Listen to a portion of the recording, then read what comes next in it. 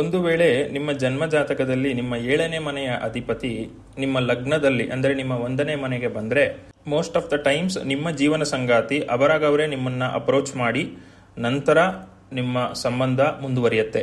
ಅಥವಾ ನಿಮ್ಮ self efforts, ಅದು ಎಲ್ಲಿ ಬೇಕಾದರೂ ಆಗಿರ್ಬೋದು, ನೀವು ಸೋಷಿಯಲ್ ಮೀಡಿಯಾದಲ್ಲಿ ಅವರಿಗೆ ಫ್ರೆಂಡ್ ರಿಕ್ವೆಸ್ಟ್ ಕಳಿಸಬಹುದು ಅಥವಾ ನಿಮ್ಮ ಎಫರ್ಟ್ಸ್ ಇಂದ ಅವರ ಹೇಗೆ ಬೇಕಾದರೂ ಭೇಟಿ ಆಗ್ಬೋದು.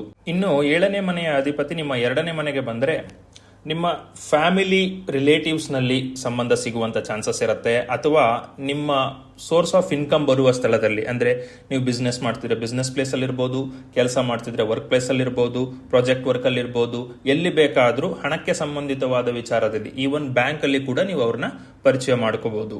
ಇನ್ನು 3ನೇ ಮನೆಯಲ್ಲಿ 7ನೇ ಮನೆಯ ಅಧಿಪತಿ ಬಂದರೆ ಡೈಲಿ ಬೇಸ್ಡ್ ಕಮ್ಯುನಿಕೇಶನ್, ಅಂದರೆ ನೀವು ದಿನನಿತ್ಯ ಒಬ್ಬರ ಜೊತೆ ಪರಿಚಯದಲ್ಲಿರ್ತೀರಲ್ಲ ಅವರನ್ನೇ ಮದುವೆ ಆಗುವ ಸಾಧ್ಯತೆ ಹೆಚ್ಚಿರುತ್ತೆ. ಜೊತೆಯಲ್ಲಿ ಸೋದರ ಮಾವನ ಸಂಬಂಧದಲ್ಲೂ ಮದುವೆ ಆಗುವ ಚಾನ್ಸಸ್